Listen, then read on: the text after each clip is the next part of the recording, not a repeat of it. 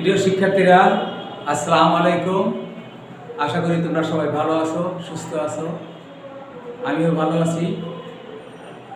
ইসলামিয়া উচ্চ বিদ্যালয়, 30 সরিঘাট, ঢাকা 1211 এর অনলাইন ক্লাসে আমি তোমাদের আব্দুল্লাল সেলিম স্যার স্বাগত জানাচ্ছি। আজকে আমরা দশম শ্রেণীর কি শিক্ষা এই বিষয়ে আমরা একটা পাঠ আলোচনা করব। প্রথম অধ্যায়, তৃতীয় পরিচ্ছেদ, ভূমিক্ষয় ও ক্ষয়রোধ। প্রথমে হলো ভূমিক্ষয় কাকে বলে। ভূমিক্ষয় হলো মাটির উপরের ভাগের ক্ষয় হওয়াকে ভূমিক্ষয় বলে। ভূমিক্ষয়কে প্রধানত দুই ভাগে ভাগ করা যায়। এক নম্বর হলো প্রাকৃতিক ভূমিক্ষয়, দুই নম্বর হলো মনুষ্য কর্তৃক ভূমিক্ষয়। আমরা প্রাকৃতিক ভূমিক্ষয় সম্পর্কে একটু ধারণা লাভ করি আগে। প্রাকৃতিক ভূমিক্ষয়, প্রকৃতিতে ব্যাপকভাবে ভূমিক্ষয় হয়। ভূ সৃষ্টির শুরু থেকেই এ ক্ষয় শুরু হয়েছে। দীর্ঘকালের এই ক্ষয়ের ফলেই নদীর মোহনায় বা সমুদ্রে চর সৃষ্টি হয়েছে বা দ্বীপ গড়ে উঠেছে। এই ভূমিক্ষয়ের ফলে পৃথিবীর অনেক অঞ্চল উর্বর হয়েছে, আবার অনেক অঞ্চল অনুর্বর হয়েছে। প্রকৃতপক্ষে অনবরত ভূমিক্ষয় হচ্ছে, অথচ আমরা তা উপলব্ধি করতে পারি না। অর্থাৎ এই প্রাকৃতিক ভূমিক্ষয় সবসময় হয়ে থাকে, অনবরতকাল, সৃষ্টির শুরু থেকেই এখন পর্যন্ত বিভিন্ন কারণে, বৃষ্টিপাত, ঝড়, তুফান, জলোচ্ছ্বাস প্রভৃতি কারণে এই ভূমিক্ষয় হয়ে থাকে। তাকেই আমরা প্রাকৃতিক ভূমিক্ষয় বলে থাকি। আরেকটা ভূমিক্ষয় হলো মনুষ্য কর্তৃক ভূমিক্ষয়। মনুষ্য কর্তৃক ভূমিক্ষয় মানুষের বাঁচার জন্য খাদ্যের প্রয়োজন। খাদ্য উৎপাদনের জন্য মানুষ মাটিকে যথেচ্ছ ব্যবহার করে আসছে। কৃষি সভ্যতার সূচনা লগ্ন থেকে ভূমিকর্ষণ মানে ভূমির চাষাবাদ, পানি সেচ, পানি নিষ্কাশন ইত্যাদি কাজ কৃষিকাজের মূল অংশ। এই কাজগুলো দ্বারা মাটিকে প্রতিনিয়ত উৎপীড়ন করা হচ্ছে, ফলে ভূমিগুলো প্রাকৃতিক শক্তি তথা বৃষ্টি ও বাতাসের নিকট উন্মোচিত করেছে এবং ক্ষয় হচ্ছে। মাটিকে যত ব্যবহার করা হবে ততই এর ক্ষয় হবে। বৃষ্টি, বায়ু, বন্যা এগুলো আক্রমণের শিকার। পাহাড়ি এলাকায় জুম চাষের ফলে বা ধাপ চাষ করার ফলে মাটি আলগা হয়ে যায়। মুষলধারে বৃষ্টির ফলে সেখানকার মাটিতে পাহাড়ি ধস নামে, এতে বিপর্যয় আকারে ভূমিধস হয়। শুধু তাই নয়, এতে জমা মালেরও ব্যাপক ক্ষতি হয়। তাছাড়া গবাদি পশু বিচরণকালে অনেক ধুলোবালি উড়ে যায়। মেঠো পথে চলার সময়ও ধুলোবালি উড়ে। এইগুলো হলো মনুষ্য কর্তৃক, অর্থাৎ মানুষের মাধ্যমে বা মানুষের কার্যকলাপ দ্বারা যে ভূমিক্ষয় হয় তাকে আমরা মনুষ্য কর্তৃক ভূমিক্ষয় বলতে পারি। এখন আমরা শিখব প্রাকৃতিক ভূমিক্ষয়ের শ্রেণীগুলো। প্রাকৃতিক ভূমিক্ষয়কে প্রধানত দুইটি শ্রেণীতে ভাগ করা যায়। এক নম্বর হলো বৃষ্টিপাত জনিত ভূমিক্ষয়, দুই নম্বর বায়ু প্রবাহ জনিত ভূমিক্ষয়। আমরা বৃষ্টিপাত জনিত ভূমিক্ষয়কে আবার চারটা শ্রেণীতে ভাগ করা হয়েছে এখানে। এক, আস্তরণ ভূমিক্ষয়, দুই, রেল ভূমিক্ষয়, নালা বা গালি ভূমিক্ষয়, আর একটা হলো নদী ভাঙন। আমরা একটু সংক্ষেপে এর আলোচনা করি এই শ্রেণীবিভাগগুলোর। প্রথম হলো আস্তরণ ভূমিক্ষয়।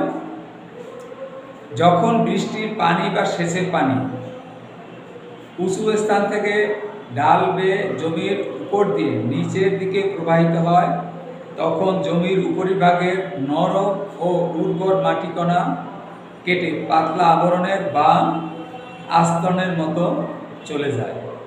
একেই বলা হয় আস্তরণ ভূমিক্ষয়। অর্থাৎ জমির উপরিভাগের যে নরম বা কাদা যে অংশ, বৃষ্টির কারণে সেই অংশের যে ক্ষয় হয়, সেটাই হলো আস্তরণ ভূমিক্ষয়। এরপর হলো রিল ভূমিক্ষয়। রিল ভূমিক্ষয় হলো আস্তরণ ভূমিক্ষয়ের দ্বিতীয় ধাপ। প্রচুর বৃষ্টিপাতের ফলে পানি বেশি হলে জমির ঢাল বরাবর লম্বা আকৃতির রেখা সৃষ্টি হয়, যা অনেকটা হাতের রেখার মতো। এই ছোট ছোট রেখা কালক্রমে দৈর্ঘ্য ও প্রস্থে বড় হতে থাকে। বৃষ্টির পানির স্রোত দ্বারা উর্বর মাটি জমি থেকে স্থানচ্যুত হয়, ফলে জমি উর্বরতা হারায় এবং কৃষি যন্ত্রপাতি ব্যবহারেও অসুবিধার সৃষ্টি হয়। এখানে একটু তোমাদের এই চিত্র দেখাই, বইয়ের চিত্র আছে এই রিল ভূমিক্ষয়, যে বলা হয়েছে হাতের রেখার মতো, যে দেখা, এইগুলোই হলো রিল ভূমিক্ষয়। 3 নম্বর হলো নালা বা গালি ভূমিক্ষয়। এই ভূমিক্ষয় আস্তরণ ভূমিক্ষয়ের তৃতীয় ধাপ। অর্থাৎ রিল ভূমিক্ষয় থেকেই নালা বা গালি ভূমিক্ষয়ের উদ্ভব। দীর্ঘকাল ধরে রিল ভূমিক্ষয়ের ফলে এর ছোট ছোট নালা দৈর্ঘ্য ও প্রস্থে বৃদ্ধি পেতে থাকে, আর ফসলের মাটির বেশি ক্ষয় হতে থাকে। এক সময় এগুলো নর্দমা বা ছোট নদীর মতো দেখায়। বৃষ্টিপাতের পরিমাণ যত বেশি হবে, নালা বা গালি ভূমিক্ষয় ততই বেশি হবে। বাংলাদেশের পার্বত্য অঞ্চলে এরূপ ভূমিক্ষয় বেশি দেখা যায়। এরপরে নদী ভাঙ্গন। আমরা জানি নদী ভাঙ্গন বাংলাদেশে যখনই বন্যা আসে তখনই নদী ভাঙ্গন শুরু হয়।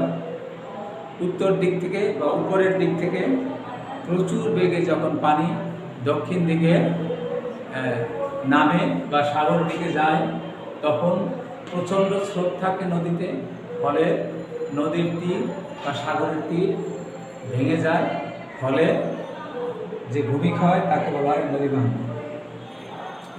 এরপরে আমরা আজকে শিখব 2 নম্বর বায়ু প্রবাহজনিত ভূমিক্ষয়। বায়ু প্রবাহজনিত ভূমিক্ষয় গতিশীল বায়ু প্রবাহ কর্তৃক এক স্থানে মাটি অন্যত্র বয়ে নেওয়ার প্রক্রিয়াকে বায়ু প্রবাহজনিত ভূমিক্ষয় বলে। যেসব এলাকা সমতল, তুলনামূলকভাবে গাছপালা কম এবং বৃষ্টিপাতের পরিমাণও কম, সেসব এলাকায় বায়ু প্রবাহজনিত বা বাত্যাজনিত ভূমিক্ষয়ের প্রকোপ বেশি দেখা যায়। বেলে ও বেলে দোআঁশ মাটি আলগা ও হালকা, কাজেই প্রবল বেগে বায়ু প্রবাহিত হলে এসব মাটি সহজেই উড়ে যায়। আর যে স্থানের মাটিতে জৈব পদার্থের পরিমাণ একেবারেই কম, সে স্থানের বাত্যাজনিত ভূমিক্ষয় আরও বেশি দেখা যায়। মরুভূমিতে বায়ু প্রবাহের উর্বর অঞ্চলের বালি নিক্ষেপ করে অনুর্বর করে তোলে। বাংলাদেশের উত্তরাঞ্চলে, দিনাজপুর, রাজশাহী অঞ্চলে চৈত্র বৈশাখ মাসে বায়ু প্রবাহজনিত ভূমিক্ষয় প্রকোপ সামান্য দেখা যায়। এর ফলে বায়ু প্রবাহে আমাদের জমির উর্বরতা কমে যায়। এখন আমরা শিখব ভূমিক্ষয়ের কারণ। কি কি কারণে ভূমিক্ষয় হয়ে থাকে? অনেক কারণেই ভূমিক্ষয় হয়। উপরের ভূমিক্ষয়ের প্রকার থেকেও অনুধাবন করা যায় ভূমিক্ষয়ের কারণ কি কি। নিচে আমরা ভূমিক্ষয়ের কারণগুলো উল্লেখ করলাম। 1 নম্বর হলো বৃষ্টিপাত, 2 নম্বর হলো ভূমি ঢাল, 3 নম্বর মাটির প্রকৃতি, 4 শস্যের প্রকৃতি, জমি চাষের পদ্ধতি, নিবিড় চাষ, বায়ু প্রবাহ, মানুষের কার্যকরী। এই 8টা পয়েন্ট আছে, এই 8টা পয়েন্টের কারণে সচরাচর ভূমিক্ষয় হয়ে থাকে। প্রিয় শিক্ষার্থী, এতক্ষণ আমরা ভূমি ও ভূমিক্ষয়ের কারণ সম্পর্কে বিস্তারিত আলোচনা করলাম। আজকে এই পর্যন্তই থাক। আগামী ক্লাসে আবার তোমাদের সাথে দেখা হবে। ততক্ষণ তোমরা সুস্থ থাকো, ভালো থাকো। আসসালামু আলাইকুম।